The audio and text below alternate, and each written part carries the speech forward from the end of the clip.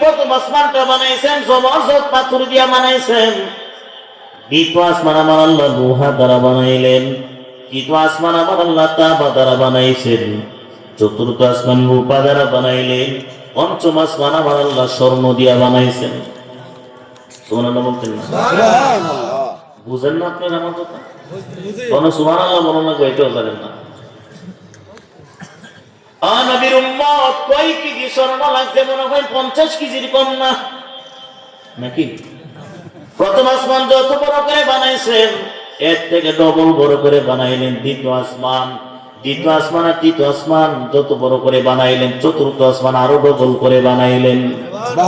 এভাবে আমার আল্লাহ এক একটা আসমানের বড়টা আরো উচ্চতা বড়। আমার আল্লাহ পাক রব্বুল আলামিন পঞ্চম আসমান বানাইলেন স্বর্ণ দ্বারা, ষষ্ঠ আসমান আমার আল্লাহ বানাইলেন নীলরত্ন দ্বারা, সপ্তম আসমান আমার আল্লাহ বানাইছেন লাল ইয়াকুত পাথর দ্বারা। সুবহানাল্লাহ।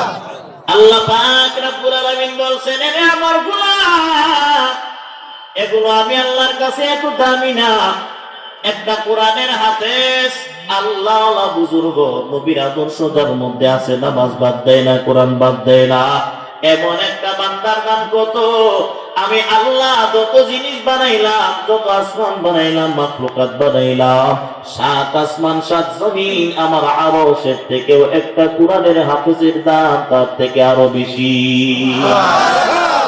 এই কালামে জিসনে কোরআন হক সুনাস নামায়ে রব্বিনা সাহামুদুবুনাস আইকে মান্না যে বকরআনে আযীম তাকু জাদার হুজরামি বাশিমুকি। এই কোরআন মানব যখন বিপদে পড়ে ইমামের দরবারে যায়, ইমামের কাছে গিয়ে ডাক দিয়া বলে, হুজুর গো, আমার সন্তানরা পেট ব্যথা, আজকে 1 সপ্তাহ পর্যন্ত পেটের ব্যথা ভালো হয় না, একটু পানি পড়া যদি দিতেন আমার ছেলেটার পেট ব্যথাটা ভালো হয়ে যাইতো। আছে না নাই? আছে।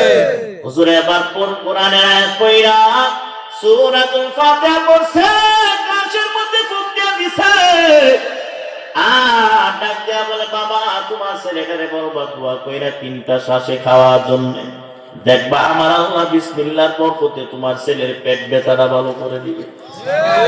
কথা বলেন না কেরে? আছে না নাই?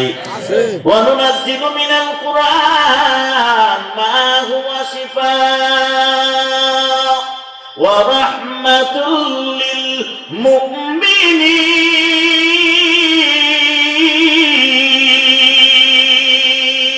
আল্লাহু এই কোরআনটা তো তামাম দুনিয়া মানব জাতির জন্য রহমত, শুধু মুমিন না, ইহুদিদের জন্য রহমত। কেমনে রহমত?